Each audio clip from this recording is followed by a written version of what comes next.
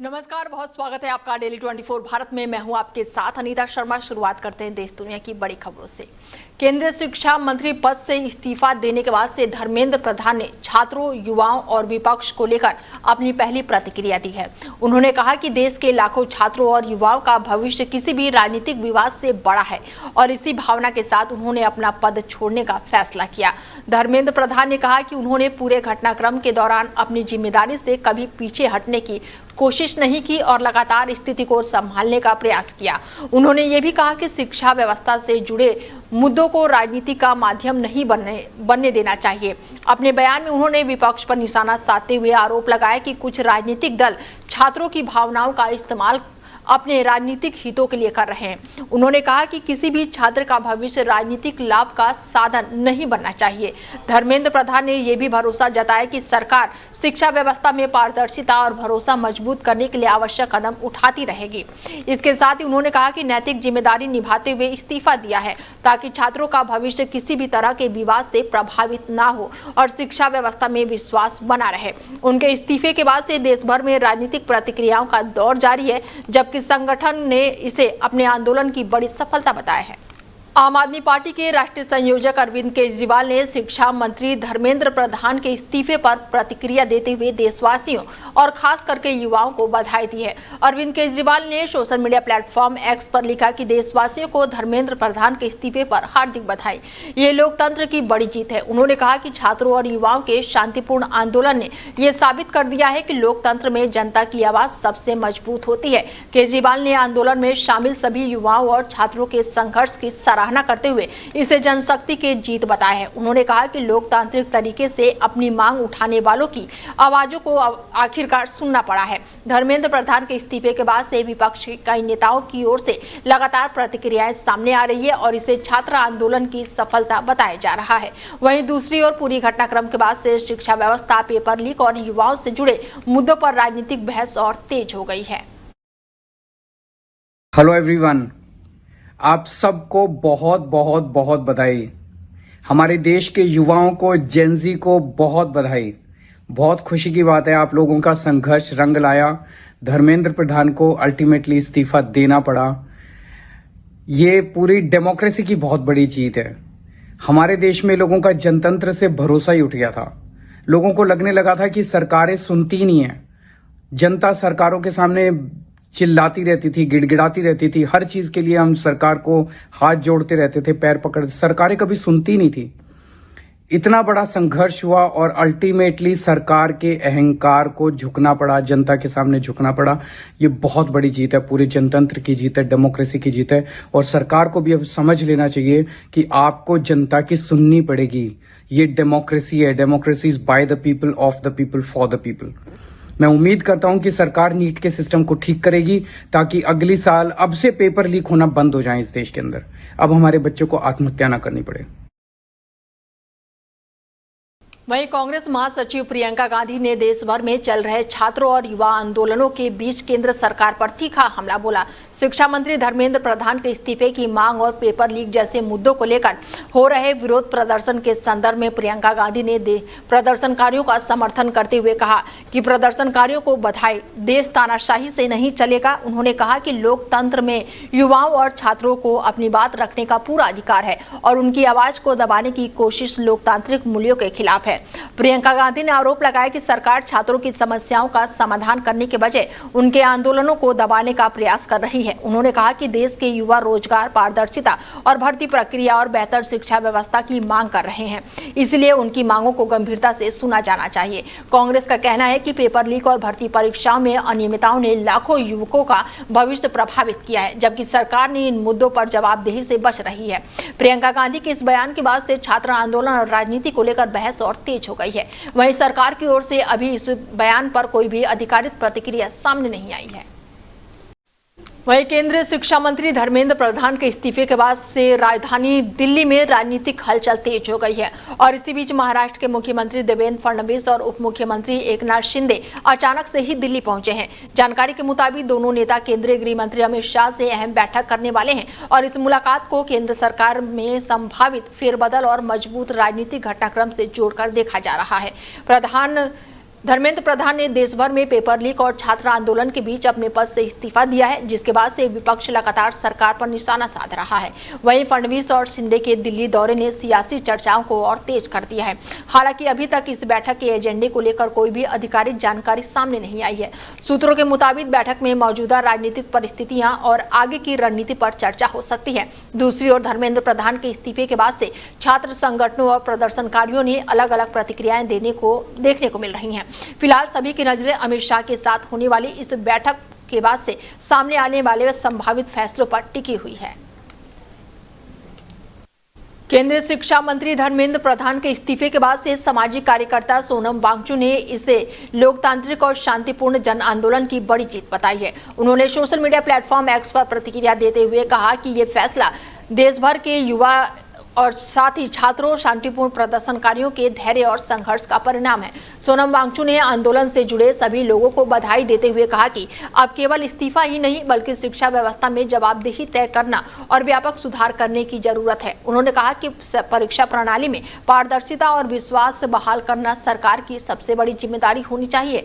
गौरतलब है कि देश भर में पेपर लीक और परीक्षा से कथित अनियमितताओं को लेकर छात्र लगातार प्रदर्शन कर रहे थे और इसी आंदोलन के समर्थन में सोनम वांगचुक भी लंबे समय तक अनशन पर रहे थे और धर्मेंद्र प्रधान के इस्तीफे के बाद से जंतर मंतर पर मौजूदा प्रदर्शनकारियों ने भी इसे अपनी जीत बताते हुए खुशी जाहिर की है। फिलहाल आंदोलन से जुड़े संगठन सरकार से शिक्षा व्यवस्था में ठोस सुधार और जवाबदेही सुनिश्चित करने की मांग पर कायम है। राजधानी दिल्ली में जारी सीजेपी आंदोलन के बीच सरकार और आंदोलनकारियों के बीच गतिरोध खत्म होने की दिशा में एक अहम बैठक जारी है। बता दें कि केंद्रीय मंत्री और बीजेपी के राष्ट्रीय अध्यक्ष जेपी नड्डा और केंद्रीय मंत्री डॉक्टर जितेंद्र सिंह सीजेपी के प्रतिनिधिमंडल के साथ बातचीत कर रहे हैं और बैठक में आंदोलन से जुड़े प्रमुख मांगों, शिक्षा, छात्रों और युवाओं के मुद्दों और मौजूदा हालातों पर विस्तार से चर्चा हो रही है। सूत्रों के मुताबिक सरकार आंदोलन को शांतिपूर्ण समाधान निकालने की कोशिश में जुटी हुई है, जबकि प्रतिनिधिमंडल अपनी मांगों पर स्पष्ट आश्वासन चाहते हैं। हाल ही के दिनों में देश भर में हुआ विरोध प्रदर्शन और शिक्षा व्यवस्था से जुड़े मुद्दों के बाद से इस बैठक को बेहद ही महत्वपूर्ण माना जा रहा है। हालांकि अब तक बैठक से जुड़े किसी भी फैसले या फिर सहमति की आधिकारिक घोषणा नहीं की गई है। दोनों पक्षों के बीच लगातार बातचीत जारी है और उम्मीद जताई जा रही है कि वार्ता के जरिए किसी सकारात्मक निष्कर्ष पर पहुंचा जा सकता है। यदि इस बैठक में सहमति बनती है तो लंबे समय से चल रहे आंदोलन को लेकर यह बड़ा फैसला सामने आ सकता है। फिलहाल देश भर की नजर इस बात पर टिकी हुई है क्योंकि इसके नतीजों का असर आंदोलन की आगे की रणनीति और सरकार के अगले कदम पर भी पड़ सकता है।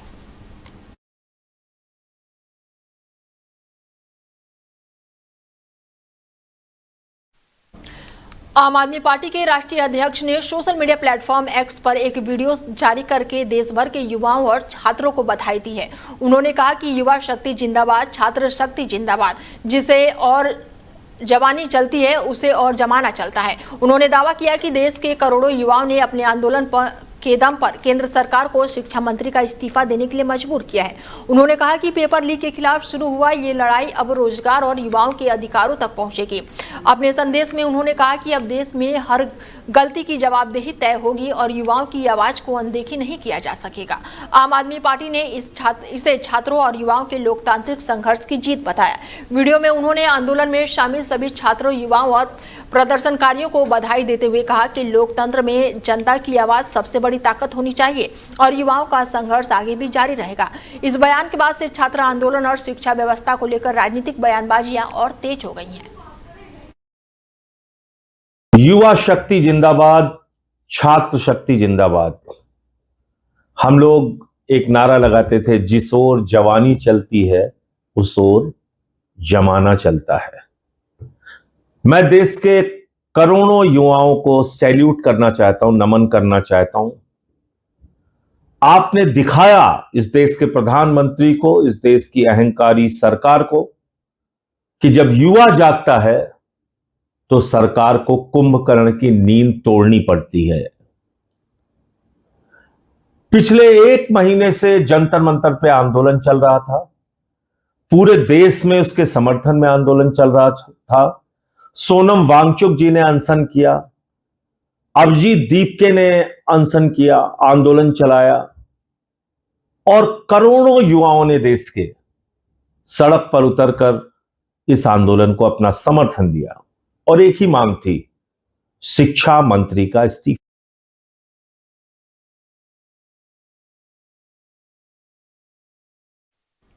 वहीं दिल्ली मेट्रो से यात्रा करने वाले यात्रियों के लिए राहत भरी खबर है। दिल्ली मेट्रो रेल कॉरपोरेशन यानी कि डीएमआरसी ने राजीव चौक, मंडी हाउस और सेंट्रल सेक्रेटरी मेट्रो के स्टेशन की एंट्री गेट दोबारा खोल दिया है।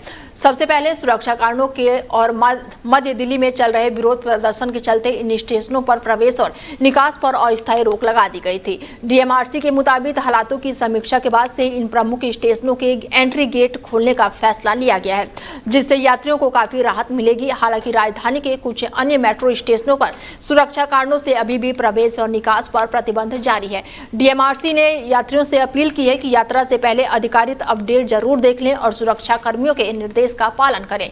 पिछले कुछ दिनों से विरोध प्रदर्शन के कारण मध्य दिल्ली में मेट्रो सेवाओं पर असर पड़ा था, जिससे हजारों यात्रियों को परेशानियों का सामना करना पड़ा और अब 3 प्रमुख इंटरचेंज स्टेशनों की एंट्री गेट खुलने से यात्रियों की आवाजाही सामान्य होने की उम्मीद है।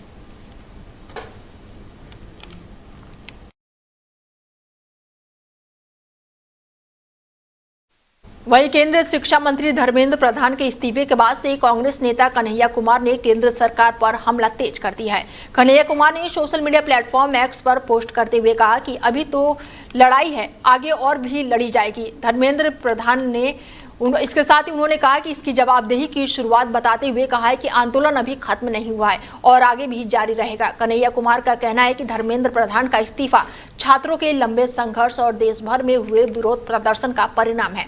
उन्होंने आरोप लगाया कि सरकार को शिक्षा व्यवस्था में हुई कथित गड़बड़ियों और पेपर लीक जैसे मामलों की पूरी जिम्मेदारी लेनी चाहिए। और इससे पहले भी कन्हैया कुमार ने केंद्र सरकार पर छात्रों की आवाज दबाने और प्रदर्शनकारियों पर कार्रवाई करने का आरोप लगाया था। इसके साथ ही धर्मेंद्र प्रधान के इस्तीफे के बाद से विपक्ष लगातार इसे अपनी जीत और जवाबदेही की शुरुआत बता रहा है, जबकि बीजेपी की ओर से इस पर अलग रुख सामने आ रहा है। ऐसे में शिक्षा व्यवस्था, पेपर लीक और छात्र आंदोलन को लेकर राजनीतिक बयानबाजियां लगातार तेज होती जा रही हैं।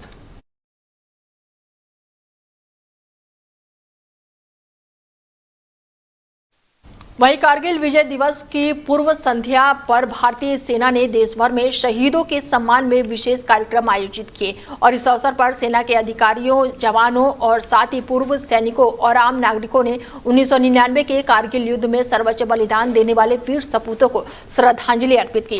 कार्यक्रम के दौरान शहीदों की वीर गाथाओं को याद किया गया और युवाओं को देशभक्ति, सेवा और राष्ट्रीय रक्षा के प्रति प्रेरित किया गया। सेना की ओर से कहा गया कि कारगिल विजय दिवस केवल एक ऐतिहासिक जीत का प्रतीक नहीं है, बल्कि उन वीर सैनिकों के अदम्य साहस, पराक्रम और बलिदान का स्मरण है। उन्होंने दुर्गम पहाड़ियों पर दुश्मनों को परास्त करके तिरंगे की शान को कायम रखा और इस दौरान सैन्य बैंड की प्रस्तुति और श्रद्धांजलि समारोह और स्मृति कार्यक्रम भी आयोजित किए गए। सेना ने देशवासियों से शहीदों के बलिदान को याद रखने और राष्ट्र के एकता और अखंडता के प्रति अपनी जिम्मेदारी का निर्वहन करने का आह्वान किया है।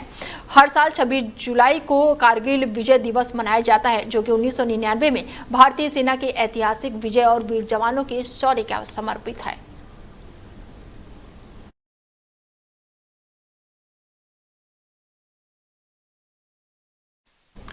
पश्चिम बंगाल विधानसभा में मुख्यमंत्री शुभेंदु अधिकारी और टीएमसी सांसद अभिषेक बनर्जी के बीच सियासी टकराव और तेज हो गया और ऐसे में विधानसभा में बोलते हुए शुभेंदु अधिकारी ने अभिषेक बनर्जी पर तीखा हमला करते हुए कहा कि एक बार जेल गए तो फिर बाहर नहीं निकल पाओगे। उन्होंने दावा किया कि कानून अपना काम करेगा और कोई भी व्यक्ति कानून से ऊपर नहीं होगा। शुभेंदु अधिकारी ने कहा कि जिन मामलों की जांच चल रही है उनमें कानून के अनुसार कार्रवाई होगी और दोषी पाए जाने वालों को जवाब देना होगा। इस दौरान उन्होंने टीएमसी पर भी निशाना साधा और साथ ही भ्रष्टाचार और सत्ता के दुरुपयोग का आरोप लगाया।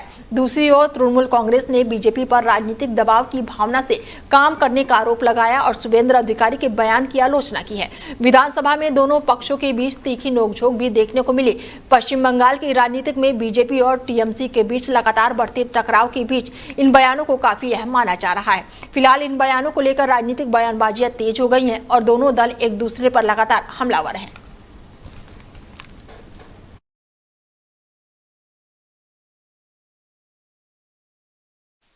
वहीं केंद्र सरकार ने सस्ते आयात पर रोक लगाने और घरेलू उद्योग को राहत देने के लिए बड़ा फैसला लिया है। सरकार ने 7 देशों से आने वाले सस्पेंस ग्रेड पीवीसी रेजिन के आयात पर 6 महीने के लिए प्रतिबंधात्मक नियंत्रण लागू कर दिया है और इस फैसले के बाद से न्यूनतम आयात मूल्य यानी कि मिनिमम एक्सपोर्ट प्राइस जो है वो तय किया जाएगा ताकि बेहद कम कीमत पर होने वाले आयात पर रोक लगाई जा सके। सरकार का मानना है कि सस्ते आयात से घरेलू पीवीसी घरेलू को नुकसान पहुंच रहा है और स्थानीय उत्पादकों पर दबाव बढ़ रहा है। हालांकि निर्यात आधारित इकाइयों और कुछ निर्यात प्रोत्साहन योजनाओं के तहत होने वाले आयातों को इस प्रतिबंध से छूट दी गई है। पीवीसी रेजिन का इस्तेमाल पाइप, केबल निर्माण सामग्री और कई प्लास्टिक उत्पादकों के निर्माण में होता है। सरकार का कहना है कि इस कदम से घरेलू निर्यातों को प्रतिस्पर्धा में मजबूती मिलेगी और बाजार में संतुलन बना रहेगा। इससे पहले भी सरकार सस्ते आयात और डंपिंग को लेकर जांच और व्यापारिक उपाय करती रही है और ये आदेश तत्काल प्रभाव से लागू हो गया है और अगले 6 महीने तक प्रभावित रहेगा।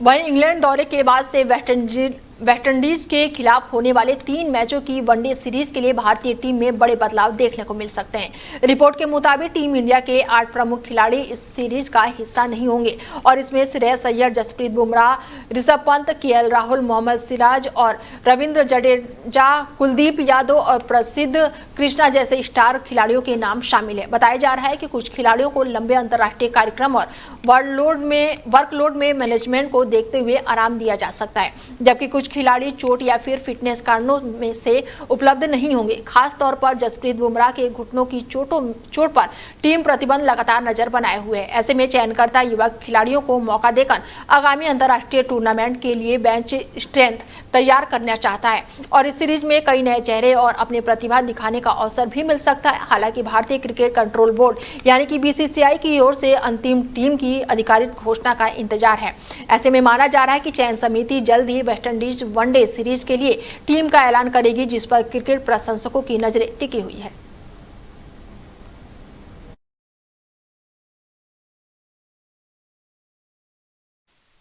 वहीं कनाडा के शहर में पंजाब की लुधियाना की रहने वाली 23 साल की दमनप्रीत कौर की हत्या से भारतीय समुदाय में शोक का लहर है, तो वहीं आक्रोश भी देखने को मिल रहा है।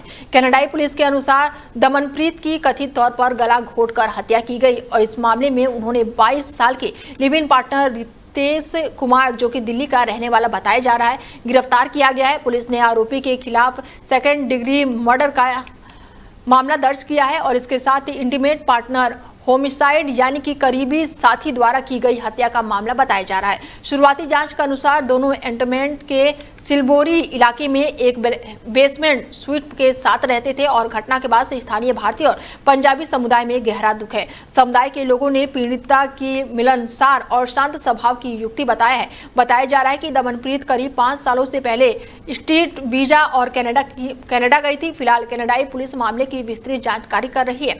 अधिकारियों का कहना है कि इस मामले में किसी भी अन्य संदिग्ध की तलाश नहीं की जा रही है और आरोपी को अदालत में पेश किया जाएगा।